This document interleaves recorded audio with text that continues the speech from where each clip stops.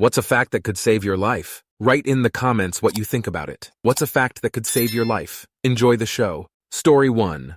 If you ever find yourself in a situation where you need to perform CPR, remember this. The correct rhythm for chest compressions is the same as the beat of the song Stayin' Alive by the Bee Gees. The song has about 120 beats per minute, which is the ideal rate for effective chest compressions. So if you're in an emergency, just think of staying alive to keep someone alive. Story 2. If you pepper spray someone, your target is not their eyes, it is their entire face. The majority of the stopping power comes from disrupting the attacker's breathing. An assailant with sufficient willpower or the right drugs can forcibly keep their eyes open.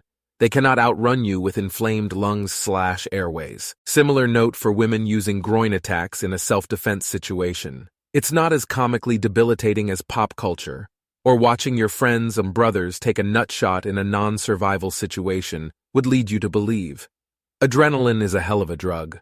Drugs are a hell of a drug. Someone high on either who intends to do you extreme harm can shrug off any attack that exclusively inflicts pain. You need to focus on soft targets that physically disable, eyes or throat. Story 3. If you see an explosion, especially a nuclear explosion, don't take photos of it. Get away from all windows and glass, get on the ground and shield yourself. The shockwave is about to hit, and if you are near a window, boom, glass in your eye. If there is a tornado warning and you hear something that sounds like a train, that's the tornado. Story 4. One potentially life-saving fact is knowing how to perform hands-only CPR. If someone suddenly collapses and is unresponsive, calling for help and immediately starting chest compressions to the beat of Stayin' Alive, around 120 compressions per minute, can significantly increase their chances of survival until professional help arrives. Story 5. If you're going somewhere that could be dangerous if something goes wrong and you could lose service, for example, hiking, tell someone before you go where you are, when you plan to be back, and that you'll contact them when you're back. That way, if something happens, that person will know where you are, and they can contact emergency services to look for you. Could shave hours off the search. Story 6. If someone tries to force you into a vehicle, do whatever you can to prevent that from happening. You might think it's better to cooperate, but the moment you allow them to take you to a secondary location, your chances of survival decrease greatly. Scream, go limp, do anything you can as kidnappers like easy targets. And if you're putting up a fight, you'll draw unwanted attention, and kidnappers don't like that. Story 7. If I start acting really weird and seem to see or hear things you don't and you can't really get any sense out of me, I need to be under supervision all the time and my doctor needs to be contacted because then I've become psychotic. I will walk out in the middle of the street and put myself in real danger because I'm trying to get away from something, get to something, or I think I'm invincible so nothing can hurt me. If I'm really low or depressed and then I suddenly change and I seem happy, I need someone to ask me 3 times if I'm okay. And I need someone to either take me to hospital or have someone with me for the next 48 hours, because then I'm either a suicide risk or I've gone manic. Story 8. If you're going on a first date, make sure before you leave that there is at least one person who knows where you are going and who you're going with. Send a picture if possible. Always come to the date on your own means. Do not have the other person come pick you up no matter what. If at any point you feel unsafe during a date or public interaction with someone, go up to any staff member, especially if there is a bartender, and ask for an angel shot. It's a very commonly known code word for, I feel in danger and need help getting out of here safely. Always call 911, even if you're unable to talk or tell them what is going on. Just keep the line on and the volume low off. They can still track your call this way. Story 9. I have 5 for you. Handle every emergency with 5 steps. 1. I am number 1. Assess the scene and make sure whatever hurt them won't hurt you. Don't enter if you can't access the dangers. 2. What happened to you? What is the nature of the emergency? How was someone hurt? Ask the question. Get permission to help if someone can communicate. 3. Don't get any yuck on me and put on any PPE to keep bad stuff off you. 4. How many more? How many more injured? How many more rescuers do you need? How many more resources like first aid kits and AEDs do you need? 5. Keep them alive. Here are some first aid tips that can make the difference before EMS arrives. Bleeding. Controlling bleeding has 1 step. Apply pressure. CPR. No response, plus no breathing =sign CPR. CPR landmarks imaginary line between the armpits should be where you place the top of hand. Your face should be directly over the far shoulder. CPR is all in the hips. Lock out your arms and just bend at the hips. Speaking of hips, if you aren't a boomer or hate disco, Shakira's Hips Don't Lie is a song to do CPR to. Spotify has a CPR playlist. Overdose, Narcan or naloxone, and Plan B. Birth control are able to be pharmacist prescribed, meaning you don't need to see a doctor in the US. Allergic reaction, blue to the sky, orange to the thigh. Flick off the top blue safety, plung normal arm swing to the thigh and hold it. US and British Airlines have first aid kits with EpiPens. An EpiPen has 2.0 milliliters per milligram in it. It dispenses 0.3, so you can break it open and draw out the rest in a pinch. Story 10. When I was a single woman living in a major metropolitan city, sometimes I would walk home late at night from a bar or club. I found that if you make really loud noises, like you're going to vomit or gurgling noises or any loud, disgusting noises, I guarantee you any man following you will stay the hell away. Throw in a couple bodily contortions too, for good measure. Story 11. Trust your gut. If you get that niggling feeling, always agree with it. Just do it. They say your subconscious can figure out what you're not really seeing. I agree. I was camping with many friends and my sister brought a friend of a friend. We didn't expect for the 4th of July weekend. I just couldn't stop not liking this stranger. I'm a very social person. I made sure to keep him far away from me. Come to find out, he shook his 3-month-old daughter to death and was hiding out from the state troopers at our campground site, WTF. Story 12. Knowing how to perform cardiopulmonary resuscitation (CPR) is a crucial skill that could potentially save someone's life in the event of cardiac arrest. CPR helps maintain blood circulation and oxygenation to vital organs until professional medical help arrives. Learning this technique can significantly increase the chances of survival for someone experiencing cardiac arrest. Story 13. This saved my life once. If you think someone is following you, do the 4-turn rule. What you do is make 4 separate left turns, including U-turns, and if the person is still behind you, they are following you. Then drive to the nearest police station. If someone has bad intent, they will back off when they realize you'll be around cops, or at least it'll deter them from following you further and you can get help quicker. Also, if you have an iPhone, you can set the emergency settings to automatically call 911 if you rapidly press the screen lock button 5x. This is helpful if you use a passcode that you'd normally have to type out, or your screen is cracked, messed up, and not unlocking when an emergency is occurring. You can set it up to automatically notify specific contacts via text message alerts when it happens, as well as have the lock screen display medical conditions for EMS personnel. I have a lot of allergies to various medications and have the multiple chronic health conditions listed on my emergency display card for EMS, so they have the info if I'm unconscious or something. Story 14. If you ever find yourself in a situation where you feel like you are in physical danger, act confident, act loud, proud, and get away. Or you can also act crazy. Start laughing and have a full conversation with no one.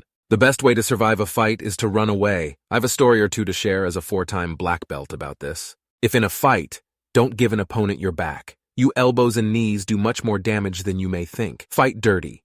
Hit your opponent's groin, eyes, and ears. If you need to, bite and bite hard. Throw dirt in an attacker's face, etc. If someone has a knife and you can't run away, get in close. The sharpest part of a knife is the tip, and if you are close enough, you will impede on an attacker's mobility. Also, distracting an attacker can be beneficial. Yell out, "How's your sister doing?" Confusion can buy you seconds, and seconds can save your life. Story 15. I've watched literally 1,000 true crime murder shows. You want to know a scary spot no one talks about? Parking lots! Always look around you in parking lots, ladies in particular, and if you think of it, have your keys out to use as a weapon, maybe with one of those cat-shaped eyeball poker keychains, and to be able to get into your car quickly and lock it. It sounds neurotic, but I'm serious. Tons of murders and kidnappings happen in parking lots, even though they generally have cameras. Story 16. Allergic reactions in children can be delayed. My 1-year-old swiped a peanut butter cup. He got a little red around the mouth, but seemed fine. Went down for his nap 2 hours later. 1 hour later, woke up and was puffed up like a balloon. Easily could have died. Paramedics came in time. Lesson. If a little one has peanuts for the first or second time and gets a little red, keep a close eye for 4 hours. Paramedics said it's often the second time that it's really severe. Story 17. Make sure you have a way to get out of a second story and above window in the event of a fire, if the internal staircase is unusable. Buy a portable ladder for your window and create a fire safety plan. Have a family meeting spot so that you don't die going back inside trying to find someone, especially if they're already out. Don't go back in for any reason. Close your bedroom door at night because it'll slow down a fire's ability to get into the room. If you don't have a landline, make sure your phone always has a decent amount of power so that you can call 911 in an emergency. For young kids, anchor heavy pieces of furniture to the wall. For young kids, use cordless blinds. Never try to shake a vending machine to get something loose. Get a carbon monoxide detector for your boat and be aware of the dangers of carbon monoxide poisoning on boats. Story 18. If you have an emergency somewhere with no cell phone signal, you still may be able to place an emergency call.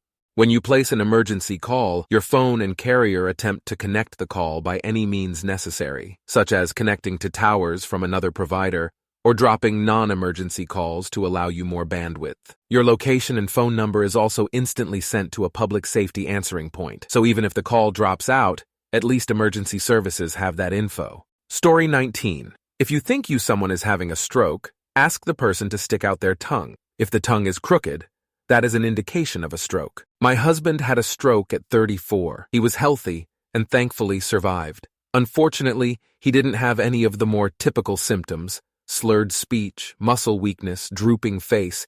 He phoned the non-emergency service number because he couldn't focus on his computer, and they sent an ambulance because when he stuck out his tongue in a mirror, it was crooked, at a complete angle. Story 20. In the event of a dog bite, never yank away from the bite. Instead, lean into it, especially if bitten on forearms or hands, and push into the dog's jaws and down into sitting position. If a dog is latched onto something during an attack and won't let go, wrap a leash or belt around the neck under the jaw and pull taut straight upward to cut off airflow. The bite will be released within 10 seconds, and you will have the dog under control and on a leash so you can remove it from the area and tie it to a fence or put it in an enclosure. People want to hit a dog, pull its back legs, dump water on, and even jam their fingers up a dog's asshole and have dismal success at best. The choke-off method is the only guaranteed way to remove a dog quickly and efficiently in case of emergency. Dog trainer of 20 years here. Story 21. If you fly in a small aircraft and the pilot becomes incapacitated, leaving you at the controls, remember that your nose attitude determines your speed. Nose higher is less speed and nose down is more. If you need to do an emergency landing, just cut the power and aim for a speed of 80. Doesn't matter if it's 80 knots or mph or kph. It's the safe speed. I'm a pilot and aircraft maintenance engineer. Had a few emergency landings. Story 22. I always count the number of doors, and anything else that might feel like a door in the dark, between my hotel apartment room and the stairwell. I also make sure I know where the stairwell leads to an exit or just to another hallway, or worse, to a locked door. Years ago in my apartment building, I decided to follow the stairs up to the roof, picturing those scenes in movies where there's a fire and people run up to the roof and get rescued.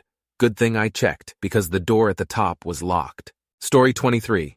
If there's a tornado coming and you are out driving/walking/biking, do not hide under a highway overpass. It might seem like a good idea. It's not. The overpass creates a wind tunnel with intensified winds and flying debris. You're safer outside. I learned this at NOAA Storm Spotter training. Another thing that you should check out if you live in tornado-prone areas in the USA. Story 24. If you see any hydraulic equipment leaking, do not touch it. Even if it seems to only be a drip, and you're just feeling for the source, it is under insane amounts of pressure. And when you touch it, your pores will turn into syringes injecting your bloodstream with hydraulic fluid.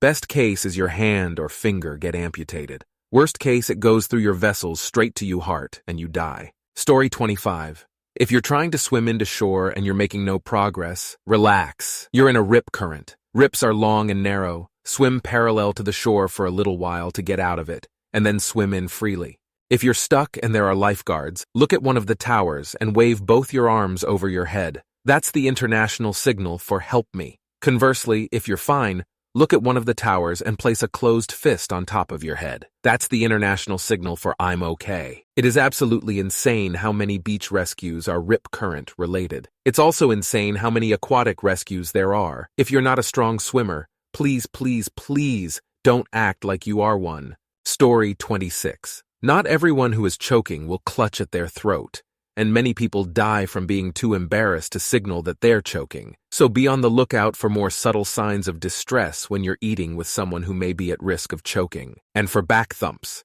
Have them lean over as close to parallel to the ground as possible and hit the heel of your palm between their shoulder blades. If they're sitting upright, it could lodge the food even further. Story 27. Your body and mind will condition itself to whatever it is consistently is exposed to. Eat, sleep, jump, swim, drink, fly, darkness, reading, standing on your tippy toes, leaning at angle while you drive, drinking, sitting job, chewing gum, shooting heroin, laying bricks, staring at phone, stretching, working outside, living at altitude. So, there are not hacks to change life. Simply plug in what you want your RPG character body-mind to do. Don't believe me? Try something for a while. Not drugs. Happy New Year. Save your own life, friends. Thank you very much for watching. If you liked the video, like it. Be sure to write comments and share your stories.